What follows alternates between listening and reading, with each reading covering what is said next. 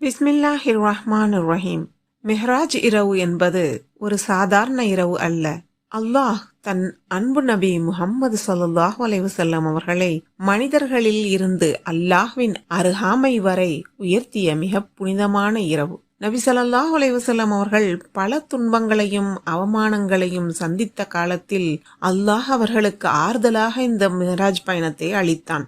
மஸ்ஜிதுல் ஹராமிலிருந்து மஸ்ஜிதுல் அக்ஸா வரை ஒரே இரவில் நடந்த இந்த பயணம் அல்லாஹ்வின் சக்தியை நமக்கு தெளிவாக உணர்த்துகிறது. மெஹ்ராஜ் பயணத்தின் போது முதல் வானத்தில் நபி ஆதம் அலைஹிஸ்ஸலாம் அவர்களையும், இரண்டாவது வானத்தில் நபி ஈசா அலைஹிஸ்ஸலாம் மற்றும் யஹ்யா அலைஹிஸ்ஸலாம் அவர்களையும், மூன்றாவது வானத்தில் நபி யூசுப் அலைஹிஸ்ஸலாம் அவர்களையும், நான்காவது வானத்தில் நபி இத்ரீஸ் அலைஹிஸ்ஸலாம் அவர்களையும், ஐந்தாவது வானத்தில் நபி ஹாரூன் அலைஹிஸ்ஸலாம் அவர்களையும், ஆறாவது வானத்தில் நபி மூசா அலைஹிஸ்ஸலாம் அவர்களையும், ஏழாவது வானத்தில் நபி இப்ராஹிம் அலைஹிஸ்ஸலாம் அவர்களையும் நாயகம் ஸல்லல்லாஹு அலைஹி வஸல்லம் அவர்கள் சந்தித்தார்கள். மிஹ்ராஜ் பயணத்தில் அல்லாஹ் தஆலா நமக்கு வழங்கிய பரிசுகள்: 1. 5 நேர தொழுகை.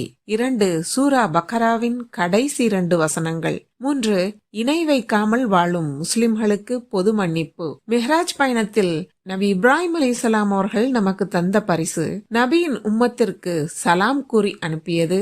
மேலும் 3ஆம் கலிமாவின் மகத்துவத்தை பற்றி கூறியது. சொர்க்கத்தில் மரம் செடி நடப்பட வேண்டுமா, 3ஆம் கலிமாவை ஓதுங்கள் என்று சொல்லி அனுப்பினார்கள். அந்த மிஹ்ராஜ் இரவில்தான் நமக்கு 5 நேர தொழுகை கட்டளையாக்கப்பட்டது. தொழுகை என்பது ஒரு கடமை மட்டுமல்ல, அது அல்லாஹுடன் நாம் தினமும் செய்யும் மெஹ்ராஜ் பயணமாகும். இந்த இரவு நமக்கு சொல்லும் செய்தி என்னவென்றால், துன்பத்திற்கு பிறகு நிச்சயம் உயர்வு உண்டு. இந்த புனித இரவில் நாம் தொழுகையை வாழ்க்கையின் மையமாக்கவும், அல்லாஹ்விடம் உண்மையான தௌபா செய்யவும், நம்முடைய வாழ்க்கையை மாற்றவும் தீர்மானம் செய்வோம்.